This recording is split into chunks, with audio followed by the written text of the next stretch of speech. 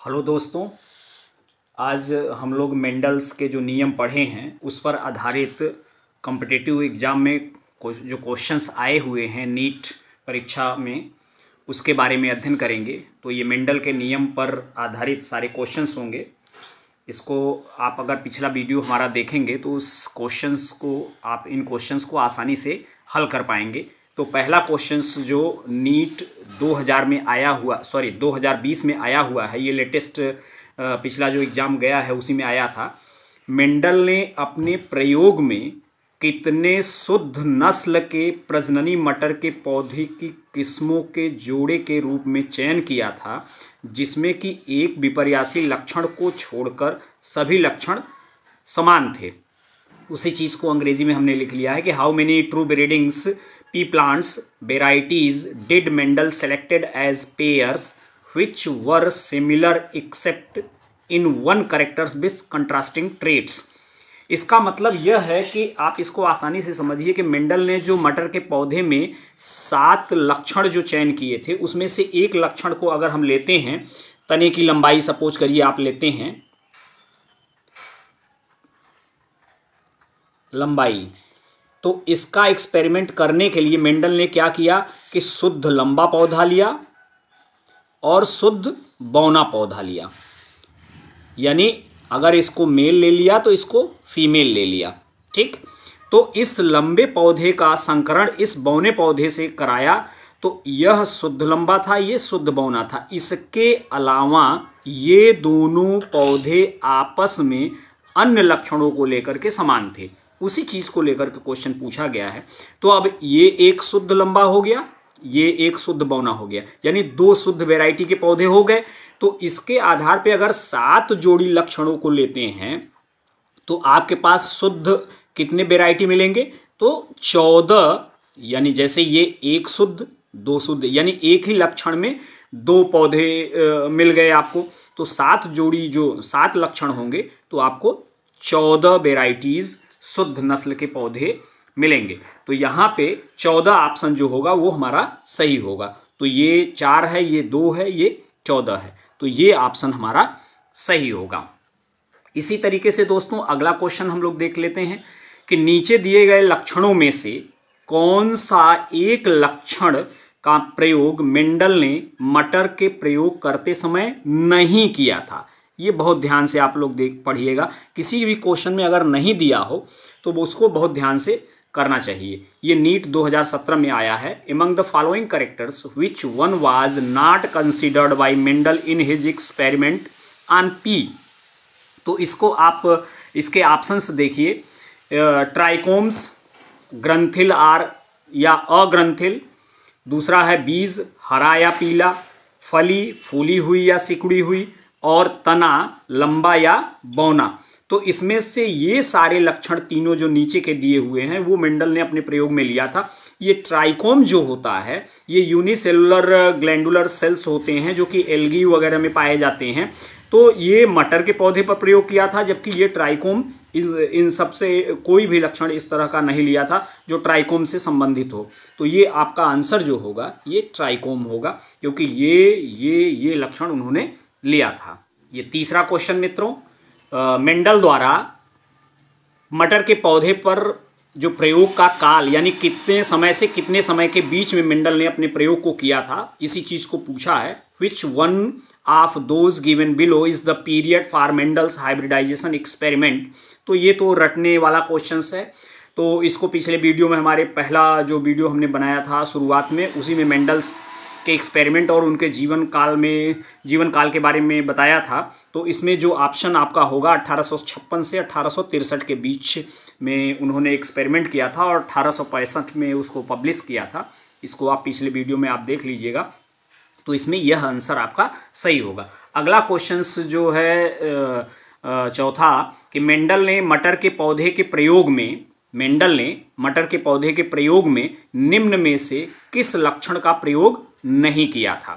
तो यहाँ पे हम लोग ऑप्शन पे आते हैं कि in his classic experiments on P plants Mendel did not use, यानी किसका प्रयोग नहीं किया था। तो बीज का आकार सीड शेप, इसका प्रयोग किया था कि बीज का आकार गोल और झुर्रीदार। पुष्प की स्थिति, इसका भी प्रयोग किया था कि पुष्प की दो स्थिति इन्होंने बताया था, कक्षस्थ और अग्रस्थ। अब अगला है बीज का रंग। बीज का रंग को भी लिया था लक्षण में, तो इसमें बीज का रंग इन्होंने बताया था पीला और हरा।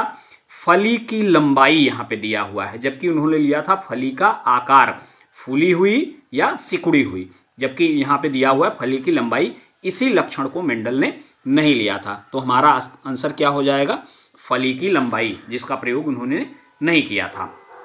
अगला जो क्वेश्चन है आप देखिए मित्रों, मेंडल ने मटर के पौधे में कितने जोड़ी विपर्यासी लक्षणों का अध्ययन किया? तो ये 7 जोड़ी विपर्यासी लक्षण का प्रयोग किया था। तो ये तो बहुत ही आसान क्वेश्चन है, ये आप देख सकते हैं कि 7 जोड़ी लक्षण का प्रयोग किया, तो ये ऑप्शन हमारा सही होगा।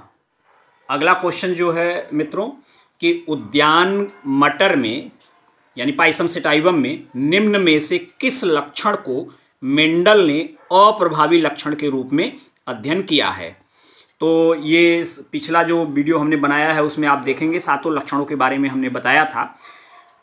विच one of the following traits of garden pea studied by Mendel's was a recessive features. इसमें माने हमको खोजना है रिसेसिव कौन था, यानी 3 इसमें प्रभावी लक्षण दिए होंगे, 1 अप्रभावी लक्षण दिया होगा, तो जो अप्रभावी लक्षण होगा वही हमारा आंसर होगा। तो पहला है अक्षवर्ती पुष्प की स्थिति, एक्सियल फ्लावर पोजीशन। तो ये प्रभावी लक्षण है क्योंकि इसका रिसेसिव जो होता है वो टर्मिनल फ्लावर पोजीशन होता है। हरा बीज का रंग, अब यहाँ पे बीज का जो रंग हरा दिया हुआ है यही अप्रभावी लक्षण है, क्योंकि बीज का जो प्रभावी रंग है वो पीला है, क्योंकि मेंडल का जो सेकंड एक्सपेरिमेंट है उन्होंने बीज का आकार और बीज का रंग लिया था। तो बीज के आकार में येलो राउंड बीज के रंग में पीला और बीज के आकार में गोल, ये प्रभावी लक्षण थे, तो हमारा आंसर यही होगा। अगला हम लोग देख लेते हैं। फली का रंग हरा, ये प्रभावी है क्योंकि फली के रंग में हरा प्रभावी है और पीला अप्रभावी है। तो ये एक ट्रिक भी आप समझ लीजिए कि 2 चीज़ें एक समान दी गई हैं, हरा बीज का रंग और हरा फली का रंग, तो इन्हीं दोनों में से हमारा आंसर होगा। चूंकि बीज का रंग हरा जो है अप्रभावी है, तो चूंकि यहाँ पे अप्रभावी पूछा है तो इसलिए हमको हमारा आंसर हरा बीज का रंग होगा। या गोल बीज का आकार देख लीजिए, यह भी प्रभावी लक्षण है, इसलिए हमारा आंसर हरा बीज का रंग होगा। इसी तरीके से अगला क्वेश्चन देख लीजिए मित्रों, मेंडल द्वारा मटर में अध्ययन किए गए 7 जोड़ी विपर्यासी लक्षण के लिए जीन कुल कितने भिन्न गुणसूत्रों पर पाए जाते हैं? तो इसका वीडियो हमने आपको बनाया था, उसमें बताया था कि किन किन गुणसूत्रों पर कौन कौन से जीन, कौन कौन से लक्षण के लिए जीन पाए जाते हैं। उसको मैं पुनः आपको दिखा देता हूं।